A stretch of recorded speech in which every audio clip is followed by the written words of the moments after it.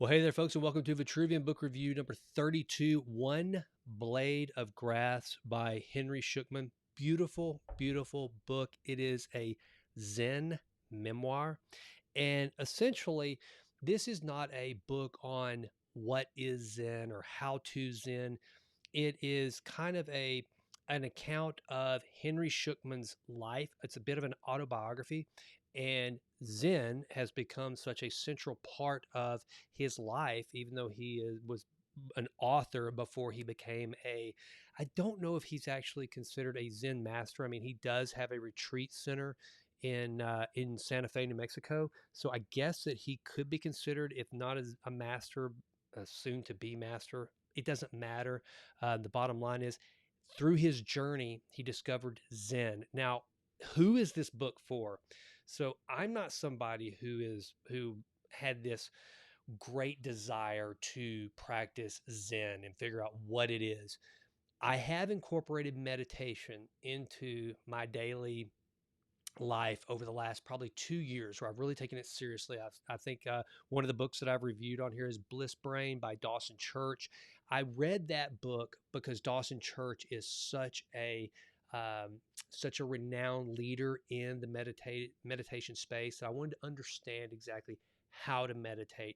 It's from that book too that a lot of the benefits of meditation with regard to growing gray matter in your brain, expanding your mind, becoming a better thinker, being able to process better. There was a lot of data in there, so it was much more of a technical read, if you will. And this is more of kind of like, I guess, Henry Shukman's biography, and he can't tell his life story without talking about Zen and the role it has played. And so the best way I would describe Zen is this. Well, it's described in the book. I thought this was kind of a beautiful illustration. So there's a part in the book where it talks about, like, Zen is where you're looking through kind of a frosty window. And as you start your practice and you start to get closer to oneness with that that's around you, and becoming more of an integral part of the landscape that you occupy, as opposed to being completely separate, I'm here, it's all there. Instead, you start to think about, you're just kind of one piece of this unit that exists. Then all of a sudden, a clear piece comes through the windows. Some light shines. You can start to see clearly through the other side. And then another, and then another, until all of a sudden the window shatters and there's no longer this separation, but there's just you kind of in the midst of this. And I'm reminded of Sam Harris's Waking Up app, which is what I use to do guided meditation. And Sam in that app is constantly saying, look for the looker, look for the thinker, which basically means to try to get yourself out of your mind and your consciousness, and see yourself, your being, as just a part of the landscape you occupy. The chair you're in, the flowers, the trees, and there's just kind of you're just there, but it's just all this oneness, and it's all consciousness. It's kind of losing sight of the matter that can be touched and the physical aspect of it. So remove the physical, and it's all just consciousness. I know it sounds really woo. I'm no expert. I am a complete neophyte in all of this, but it has really helped me to try to look kind of outside the matrix, if you will. If you've ever seen the Matrix, it's this whole idea that everything is a simulation, and there's a different there's different layers, and depths of perception to be taken in. And so that's what this book kind of helped me to figure out. So, who's the book for? It's for anyone that's interested in meditation and understanding a higher acuity and I guess that's the right word, our greater sensitivity of just mindfulness and consciousness, and figuring out again this whole idea of how you separate this wall between yourself and the world you occupy, and thus being able to tap into the energy all around you, because you just become kind of like a part of the flowing river that goes. Again, I know I sound really woo here, and that's not the point. I don't want to try to do that. But it's a beautiful story. Henry Shukman is a beautiful writer. I mean, he really is an eloquent writer.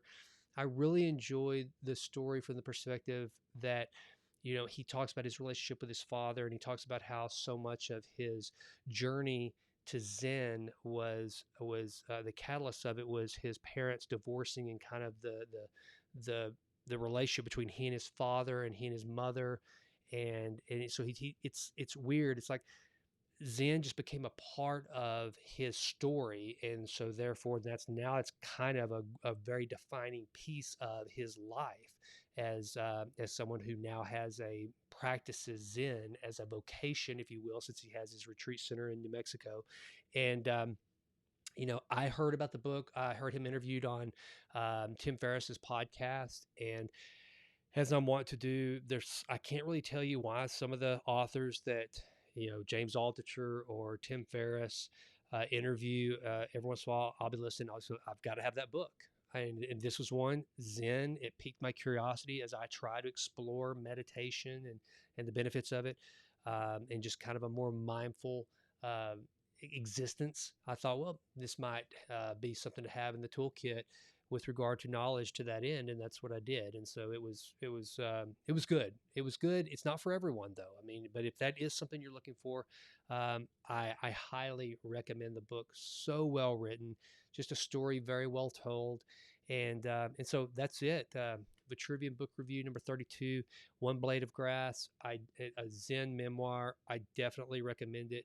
And also, I have an ask. If you would please consider subscribing to the channel and listen to the Jason Wright Show. My hope is that I will be able to get Henry Shukman on the program and have my own discussion with him about his story, about Zen, about the book. And so I'm constantly reaching out to authors, thought leaders, athletes, just all those people that I think can help me achieve my goal to improve always in all ways. Those are the guests that I have on the Jason Wright Show, and I would love it and be grateful if you would tune in. And if you like it, please leave a 5-star rating on iTunes. I would appreciate that. So with that, and one more thing, please go out to jasonwrightnow.com and subscribe to the Vitruvian letter. That is my personal newsletter where I just kind of bring all these things together that I'm looking at, whether it might be a documentary that I've seen that I've got to comment on. It might be some scientific research that I've just read. I'm experimenting with things like right now. I'm really interested in rapamycin and trying to figure out, should we be taking rapamycin as a way to combat aging? It's been knocked in the past as potentially causing insulin resistance, but that's really it doesn't seem to be a major component. That's just kind of one of the not mild, but one of the side effects, but hasn't been real prolific in its use. So I'm reaching out to some experts, some scientists, and some physicians to try to get their understanding of rapamycin. So whenever I explore stuff like that and I find what I consider to be a personal breakthrough in understanding of it, then I will talk to you about that. If you're interested in longevity like I am and just good health, those are the sorts of things that I put into the Vitruvian letter. So please consider subscribing to that and keep checking back here for the book reviews. I would really appreciate it. And I'm going to keep popping everything on this channel that I think might be entertaining as well as beneficial in your endeavors and my endeavors to improve always in all ways. With that, go crush your day. Hope you have a good one. I'm out.